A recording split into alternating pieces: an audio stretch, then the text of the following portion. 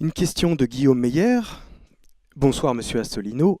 Quelle est votre analyse sur la situation de ces derniers jours à Alep et sur le traitement médiatique français de celle-ci? Merci d'avance. Je vais répondre assez rapidement. Je pense qu'on a en France des médias et un gouvernement qui s'enfonce dans le mensonge, dans le déni. Alors évidemment, moi je ne suis pas à Alep. Je ne peux pas de mes yeux vus, tel saint Thomas, je ne peux pas témoigner de ce que j'ai vu. Mais enfin bon, on a vu le nombre de témoignages de gens fiables et concordants, c'est que la version qui est imposée aux peuples occidentaux est une version qui est de plus en plus, dont les mensonges sautent désormais aux yeux.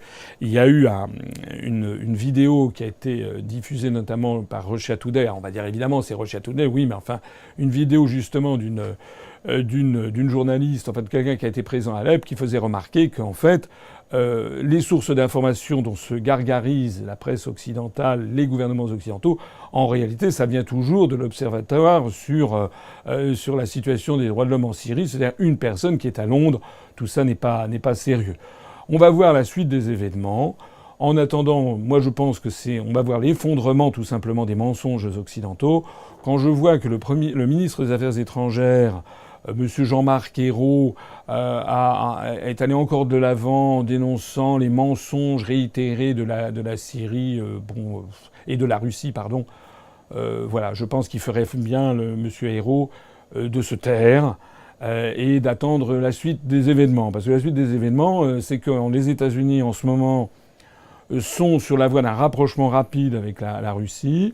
On a vu que le président élu des États-Unis, Donald Trump, a décidé de nommer comme secrétaire d'État le président de Exxon, qui est donc non seulement le très grand, la major pétrolière américaine, mais surtout quelqu'un qui a été décoré par Vladimir Poutine, je crois que c'était en 2012, M. Rex Tillerson, et qui semble-t-il s'entend assez bien avec le dirigeant russe, et qui d'ailleurs a été nommé expressément à ce poste. Alors il faut qu'il soit encore confirmé selon les procédures américaines. Il faut encore qu'il soit confirmé, et semble-t-il qu'il y a sa tangue d'ailleurs à Washington. Enfin, ça veut dire que le président élu des États-Unis est en train de se rapprocher, de procéder à un début de virage à 180 degrés des relations entre les États-Unis et la Russie. Dans ces conditions, je trouve que la France ferait bien de se faire un peu d'introspection et d'arrêter de poursuivre dans sa vision mensongère de la situation.